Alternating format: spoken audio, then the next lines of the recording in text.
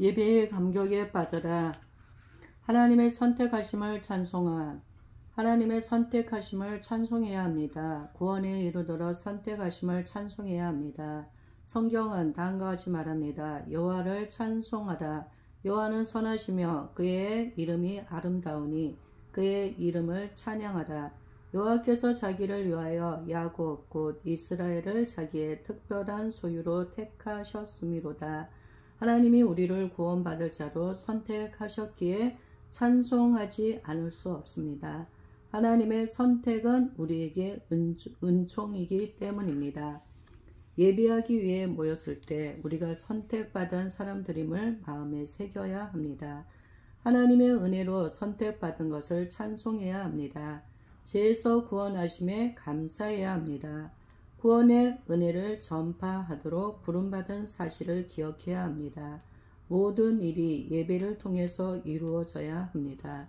찬송도 이러한 일을 위해 있고 이런 예배 목표에 기여해야 합니다. 하나님의 구원하심을 찬송해야 합니다. 그리스도의 속죄를 찬송해야 합니다. 왜냐하면 그 속죄하심으로 우리가 하나님의 자녀가 되었기 때문입니다. 또한 선택받은 죄인들을 향한 구원의 길을 열어주셨기 때문입니다. 하나님을 예배하지 않고는 살아갈 수 없습니다. 우리는 구속받은 자녀로서 예배하지 않을 수 없는 이유를 가진 사람들입니다. 우리를 택하시고 구속하신 하나님을 찬양합니다. 경배합니다. 선택하심에 합당한 삶을 살지 못했던 자신을 돌아보며 회개합니다. 구속하신 주님을 찬송하면서 어두운 세상을 불꽃처럼 살지 못한 것을 뉘우칩니다. 이렇게 울려 퍼지는 찬송은 우리의 고백입니다. 하나님이 구원해 주신 것보다 더 큰 자랑거리가 없음을 고백합니다. 그 찬송의 고백 속에서 은혜를 받습니다. 그 은혜에 대한 찬송 속에서 하나님과 교제합니다. 영적인 연합의 축복을 누립니다. 십자가가 가장 중요한 찬송 제목이 되는 이유가 바로 이 때문입니다. 십자가를 모르고는 참된 예배자가 될 수 없습니다. 그리스도의 고난에 참여하는 경험이 동반될 때 더욱 감격적인 예배를 드리게 됩니다. 그리고 예배를 통해 구원받은 자로서 십자가 그늘 밑에서 진정한 쉼을 얻을 수 있습니다. 예배의 감격은 십자가에 대한 현재적 체험의 반복입니다. 차갑고 형식적인 예배를 드리는 교회마다 피 묻은 복음이 사라진 강단이 있었습니다. 냉담한 교인들이 있었습니다. 십자가에 대한 감격을 회복하면 예배는 회복됩니다. 십자가의 구속을 찬송할 때 얻는 유익이 또 있습니다. 영적 생활의 순발력입니다. 침체에 빠진 영혼을 다시 일어서게 합니다. 미끄러지는 자를 즉각적으로 붙들어 줍니다. 언젠가 부산의 한 교회에서 주최하는 전도 집회의 설교자로 초빙을 받았습니다. 불신자 1만 명을 초청하여 복음을 전하는 큰 집회였습니다. 공항으로 가면서 마음이 편하지 않았습니다. 전날 밤 몸이 많이 아팠습니다. 온몸에 피곤함이 몰려왔습니다. 눈을 감고 마음속으로 기도도 해보고 마음도 다스려 보았지만 복음에 대한 감격이 생기지 않았습니다. 공항이 가까워질수록 마음은 조급해졌습니다. 잠시 후 중요한 집회에서 설교해야 할 텐데 쉬고 싶은 생각뿐이었습니다. 이제 2시간 후면 불신자들 앞에 서야 하는데 말입니다. 비행기는 이륙했고 밀려오는 피로감을 느끼며 의자에 몸을 기댔습니다. 그리고 눈을 감았습니다. 그 순간 마음속에 한 곡조의 찬송가가 떠올랐습니다. 그것은 점점 더 큰 소리로 울리며 마음에 다가왔습니다. 오 거룩하신 주님, 그 상하신 몸 멸시와 욕 가시관 쓰셨는데 주님이 당하신 고난 이 죄인을 위함이니 범죄한 날 위에 주 욕을 보셨네. 나 무엇으로써 그 은혜 보답하리까? 무한하신 주의 사랑 고맙고도 크도다. 내 평생 사는 동안 주 위에 살리라. 주님의 뜻대로 나 평생 살리라. 눈을 감은 채 고요히 찬송했습니다. 마음속에서 나가준 죄인을 살리는 은혜가 샘물처럼 솟아오르기 시작했습니다. 그리고 복음의 내용들이 메마른 마음을 적셨습니다. 순식간에 마음속에 수많은 구원의 언어들이 샘솟았습니다. 신기하게 육체의 피로도 사라졌습니다. 십자가를 묵상하고 기도했습니다. 설교자로 세워주신 은혜에 감사했습니다. 잠시 후 저는 그 마음으로 복음을 증거했습니다. 후회가 없는 설교였습니다. 찬송의 힘을 새삼 느꼈습니다. 하나님의 은혜를 찬송해야 합니다. 하나님의 은혜는 우리를 위기로부터 건져주시는 것으로 나타납니다. 홍해를 건넌 이스라엘 백성은 거대한 성가대가 되었습니다. 여호와의 위대하심을 노래했습니다. 위기에서 건져주시는 하나님을 만났기 때문입니다. 그것이 이스라엘에게는 은혜였습니다. 그날에 여호와께서 이같이 이스라엘을 애굽 사람의 손에서 구원하시매 이스라엘이 여호와께서 애굽 사람들에게 행하신 그 큰 능력을 보았으므로 백성이 여호와를 경외하며 여호와와 그의 종 모세를 믿었더라. 먼저 예배자들이 일상에서 하나님의 도우심의 은혜를 경험해야 합니다. 그래야 자신의 간증을 찬송에 담을 수 있습니다. 은혜로운 예배를 드릴 수 있습니다. 한 주간 동안 찬송하지 않을 수 없는 은혜의 간증이 있다며 예배자들은 전심으로 찬송할 것입니다. 한 주간 동안 하나님과 동행하는 삶을 살지 못했기 때문에 찬송할 수 없는 것입니다. 그래서 마틴 로이드 존스는 노래하기 전 하나님과의 관계를 새롭게 하도록 충고하였습니다. 지금은 노래할 때가 아닙니다. 생각해야 할 때이고 설교해야 할 때이며 죄를 깨달아야 할 때입니다. 하나님의 말씀과 악을 행한 그분의 진노와 우리의 어리석은 모든 죄악들을 외쳐야 할 때입니다. 노래할 때는 나중에 찾아올 것입니다. 위대한 부흥이 임하고 하늘의 창이 열리며 수천 명의 사람들이 하나님 나라에 들어가게 될 때, 바로 그때가 노래할 때입니다. 우리는 하나님을 찬송합니다. 또한 예배에서 이 땅의 모든 그리스도인들이 찬송하지 않을 수 없는 은혜를 경험하도록 기도해야 합니다. 마지못해 예배하는 성도들이 없도록 간구해야 합니다. 기뻐하는 마음으로 은혜의 감격 속에서 하나님을 경배하도록 부르짖어야 합니다. 우리가 하나님을 찬송할 뿐만 아니라 이 세상 모든 피조물들이 하나님을 찬송하게 되는 그날을 바라보며 예배드려야 합니다. 찬송 속에 영혼의 진실한 고백이 스며들도록 하나님께 매달려야 합니다.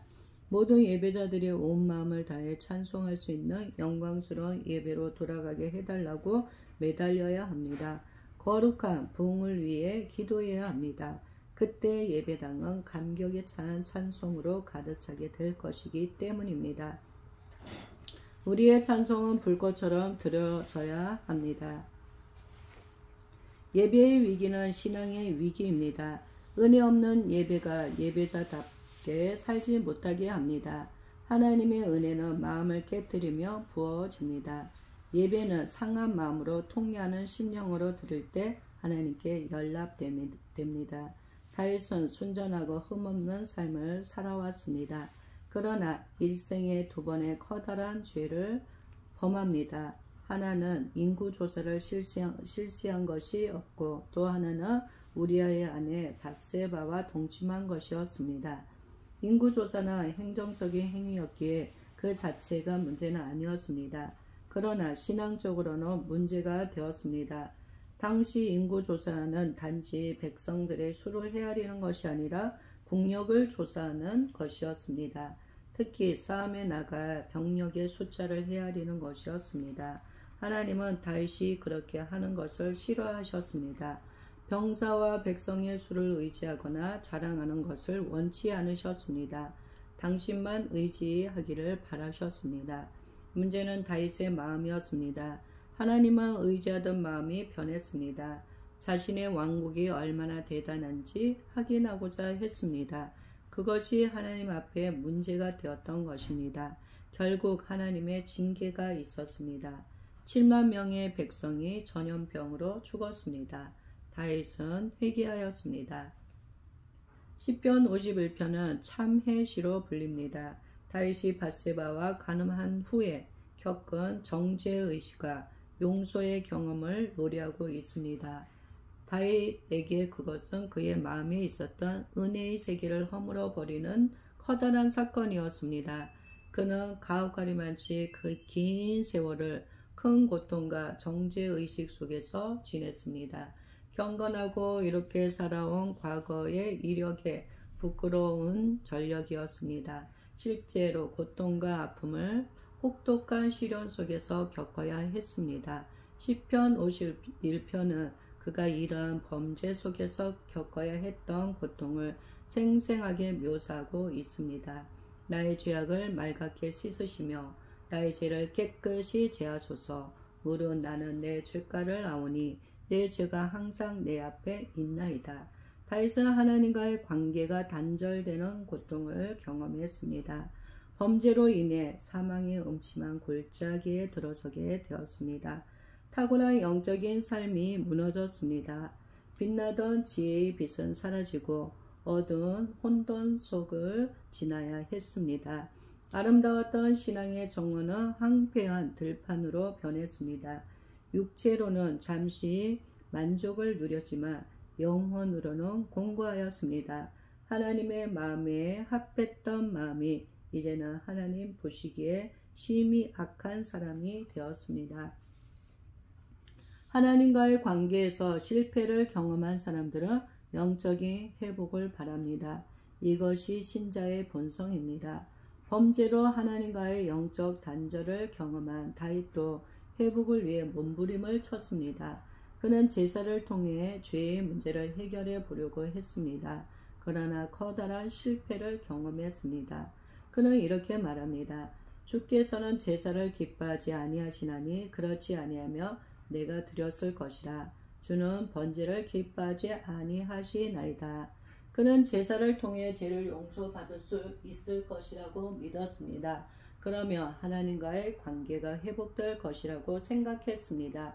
그렇게 알고 있었기 때문입니다. 그러나 아무 소용이 없었습니다. 많은 제물을 드려 제사를 올렸지만 되돌아온 것은 차가운 거절감이었습니다. 죄를 지을수록 사람을 더 속박하는 힘이 있습니다. 죄는 죄 지은 자를 종 삼으려고 합니다. 다윗도 이러한 사실을 경험하였습니다. 순간에 저지른 범죄였습니다. 그 범죄를 감추기 위해 충성스러운 우리아를 죽게 했습니다. 이처럼 원치 않아도 죄는 또 다른 죄를 낳습니다. 다윗은 자신의 행위가 옳지 않다고 생각했습니다. 그러나 그것을 깨달을 때는 이미 죄에 깊이 빠져 있었습니다. 자신의 힘으로 벗어날 수 없었습니다. 그는 죄악의 수렁 속에 점점 더 깊이 빠져 들어갔습니다. 영혼의 아름다운 복들을 상실했습니다. 이것은 심히 큰 고통이었습니다. 영혼을 돌이키게 하는 말씀, 다윗의 마음의 변화가 일어났습니다. 하나님 마음을 이해하고 통회하게 되었습니다. 한 사건이 계기가 되었습니다. 그것은 선지자의 지적이었습니다. 그래서 시편 51편은 다음과 같은 표제를 달고 있습니다. 다윗의 시 인도자를 따라 부르는 노래. 다윗이 밧세바와 동침한 후 선지자 나단이 그에게 왔을 때 선지자 나단은 다윗의 잘못을 지적했습니다. 다윗의 죄는 더 이상 숨길 수 없이 드러났습니다. 그러나 하나님 앞에 자복했습니다. 하나님께 용서를 구하며 눈물로 참회하였습니다. 자신의 영적인 상태에 대해 애통해했습니다. 이전에 하나님과 나눴던 영적 교제를 회복하고 싶어 했습니다. 무엇이 그렇게 만들었을까요? 그러하여금 자신의 죄를 뉘우치게 한 것이 무엇이었을까요? 잃어버린 영적인 복을 생각나게 한 것은 무엇이었을까요? 왜 그렇게 애통하게 되었을까요? 그것은 나단 선지자의 지적이었습니다. 그것은 하나님의 말씀이었습니다. 하나님 말씀 없이 영혼의 변화는 없습니다. 죄와 불순종으로부터 돌이키는 것은 불가능합니다. 이제 내가 나를 업신여기고 햇사라 우리아의 아내를 빼앗아 내 아내로 삼았은즉 칼이 내 집에서 영원토록 떠나지 아니하리라 하셨고 내 아내를 빼앗아 내 이웃들에게 주리니 그 사람들이 내 아내들과 더불어 백주에 동침하리라. 온 이스라엘 앞에서 백주의 이 일을 행하리라 하셨나이다 하니 다윗은 말씀 앞에서 죄가 드러나는 것을 경험하였습니다. 자기가 얼마나 악한 존재인지 깨달았습니다. 회개하게 되었습니다. 그 회개는 죄로 말미암아 사라졌던 소원을 불타오르게 만들었습니다. 그것은 하나님의 얼굴을 배우는 것이었습니다. 지금도 마찬가지입니다. 말씀을 깨닫지 않고는 하나님을 갈망할 수 없습니다. 진리의 빛으로 죄를 보지 않고는 그럴 수 없습니다. 뉘우치며 애통하는 일도 불가능합니다. 영적인 침체로부터 회복되는 것도 불가능합니다. 오직 말씀을 깨달을 때 진정으로 회개하게 됩니다. 하나님과의 관계를 고칠 수 있게 됩니다. 하나님이 원하시는 것은 죄인이 회개하는 것입니다. 하나님과의 올바른 관계로 돌아오기 전에는 누구도 하나님을 기뻐할 수 없고 하나님을 기쁘게 해드릴 수도 없습니다. 그가 하나님 앞에 살지 않기 때문입니다. 말씀만이 영혼을 변화시킵니다. 진리만이 하나님 앞에서 자신의 모습을 보게 해줍니다. 오직 말씀으로 성령의 감화를 받게 하십니다. 마음을 받고 하나님 사랑으로 돌아가게 합니다. 죄 가운데 있는 사람들의 소망이 무엇일까요? 하나님께 돌아가는 것입니다. 예수 그리스도께서 우리를 위해 십자가에 죽으셨습니다. 그분을 믿을 때 죄사함을 받습니다. 예배를 통해 사죄의 은총에 다시 한번 감격해야 합니다. 죄 사하심 없이는 영혼의 자유함을 얻을 수 없습니다. 교회의 가장 큰 복은 회개의 영으로 가득 차는 것입니다. 예배자의 마음속에 참회의 영이 충만해지는 것입니다. 다윗은 하나님을 버렸습니다. 그러나 하나님은 다윗을 버리지 않으셨습니다. 선지자를 보내셨습니다. 말씀으로 다윗을 깨우치셨습니다. 그 말씀이 다윗의 가슴을 찔렀습니다. 다윗은 통회했습니다. 잃어버렸던 하나님과의 친밀한 사랑을 그리워하게 되었습니다. 그러나 그럴수록 자신과 하나님 사이를 가로막고 있는 높은 장벽을 발견했습니다. 그것은 죄였습니다. 그것 때문에 하나님과의 화목을 잃어버렸습니다. 그리고 그 화목한 관계는 제사로 회복될 수 없음을 깨달았습니다. 필요한 것은 하나님의 용서뿐이었습니다. 그의 불결한 마음이 변화되어야 했습니다. 정결한 마음으로 바꾸어 주셔야 했습니다. 정직한 영을 새롭게 해주셔야 했습니다. 그는 기름 부음을 받은 자로서 살기를 원했습니다. 그러나 그는 주의 성령이 떠나실 것 같은 두려움을 느꼈습니다. 성령이 떠나실 때 그 말로가 어떠한지를 전임자 사울에게서 목격하지 않았습니다. 그래서 그는 주의 성령을 거두어 마시기를 애원하였습니다. 구원의 즐거움이 사라졌기에 그 기쁨을 다시 회복해 주시기를 간구하였습니다. 하나님이여 내 속에 정직한 마음을 창조하시고 내 안에 정직한 영을 새롭게 하소서. 나를 주 앞에서 쫓아내며 마시며 주의 성령을 내게서 거두지 마소서. 주의 구원의 즐거움을 내게 회복시켜 주시고 자원하는 심령을 주사 나를 붙드소서. 무엇이 여러분의 삶을 변화시켜 줄까요? 무엇으로 포기한 하나님과의 관계를 새롭게 할 수 있을까요? 하나님의 용서 이외에 무엇으로도 그렇게 할 수 없습니다. 말씀이 죄인을 다시 하나님 앞에 세웁니다. 자기의 삶을 돌아보게 해줍니다. 하나님의 마음을 느끼게 해줍니다. 그때 자신의 죄를 고백하게 됩니다. 진심으로 하나님 앞에 용서받고 싶어하게 됩니다. 다시 하나님의 사랑을 받기를 갈망하게 됩니다. 인간으로 볼 때 다윗은 외로운 사람이었습니다. 어린 시절 부모의 사랑에서 소외되었습니다. 아버지의 지독한 편애 속에서 외롭게 자랐습니다. 다윗은 다른 형들만큼 존귀하게 여김을 받지 못했습니다. 형제들에게도 살부치 취급을 받지 못하였습니다. 사랑하던 아내 미갈에게도 존경받지 못했습니다. 그리고 집요하게 그의 생명을 위협한 사울은 바로 그의 장인이었습니다. 다윗의 인생에 있어서 특히 가족사는 배신과 무관심으로 점철된 것이었습니다. 그러다가 사랑하는 여인을 만나게 되었습니다. 한순간 행복에 빠졌습니다. 그러나 그것은 안타깝게도 하나님이 미워하시는 불륜이었습니다. 인간적으로 동정이 갑니다. 그러나 그것은 하나님 앞에서 범죄였습니다. 범죄에 따르는 고통이 있었습니다. 다윗은 평탄한 인생을 살아온 사람이 아니었습니다. 그에게 고난은 익숙한 것이었습니다. 그러나 밧세바 사건을 통해서 경험하게 된 고통은 종류가 다른 것이었습니다. 그것은 영혼의 고통이었습니다. 이전에는 시련의 골짜기에서도 하나님의 얼굴을 배우는 기쁨이 있었습니다. 그래서 낙심치 않고 살아갈 수 있었습니다. 이런 경우는 달랐습니다.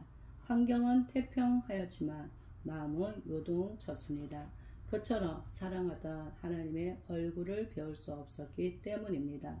범죄한 그의 영혼은 심히 공고하였습니다. 다윗은 커다란 고통 속에서 하나님을 만났습니다. 그분의 성품을 새롭게 깨달았습니다. 범죄와 징계 속에서 하나님의 어떤 분이신지 새삼 알게 되었습니다. 그의 신앙은 더욱 깊어졌습니다. 주께서는 제사를 기뻐하지 아니하시나니 그렇지 아니하면 내가 드렸을 것이라. 주는 번제를 기뻐하지 아니하시나이다. 이스라엘 백성들은 제사를 중심으로 모였습니다. 그들의 삶의 중심에는 예배가 있었습니다. 예배는 제사로 표현되었습니다. 다윗은 많은 금과 은을 모으고 물질들을 비축하였습니다. 성전을 짓고자 함이었습니다. 비록 자기 시대에 성전을 건축하는 것이 거절되었지만 성전에 대한 그의 열망은 제사에 대한 기대를 보여주는 것입니다. 그의 시대의 성전은 제사를 생각나게 했고 제사는 하나님과의 만남을 떠오르게 했습니다. 이전에 다윗 자신도 제사를 통해서 하나님과 많은 교제를 나누었습니다. 그런 시대에 하나님이 제사를 즐겨하지 않으신다고 한 그의 고백은 충격적이었을 것입니다. 당시 제사장들이나 백성들은 그 말을 듣고 깜짝 놀랐을 것입니다. 그러나 그것은 하나님과의 관계를 붙들고 처절히 씨름하면서 깨닫게 된 진리였습니다. 그것은 이것입니다. 헌제자와 제사는 분리되지 않는다. 이것은 신자의 영적 생활의 측면을 보여줍니다.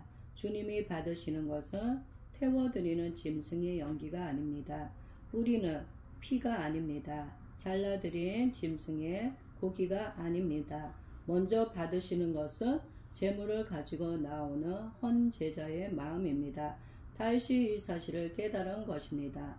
하나님께서 구하시는 제사는 상한 심령이라 하나님이여 상하고 통회하는 마음을 주께서 멸시하지 아니하시리이다. 주님이 구하시는 것은 상하고 통회하는 마음입니다. 하나님이 받으시는 제물은 상한 심령을 가진 예배자들입니다. 상한 심령, 이것은 원어적으로 깨어진 심령이라는 뜻입니다. 통회하는 마음은 이겨져 깨어진 마음이라는 뜻입니다. 자기 사랑과 자기의에 대해 깨어진 마음입니다. 하나님은 상처 입은 심령을 받으십니다. 그 심령은 자신의 죄를 깨달으며 깨어진 마음입니다. 자기를 신뢰하던 마음이 깨어진 것입니다. 자기를 사랑하던 삶을 후회하고 미워하고 처벌하는 마음입니다. 이것은 죄를 발견하고 상처받은 마음입니다. 용서로 회복되기를 바라는 마음입니다.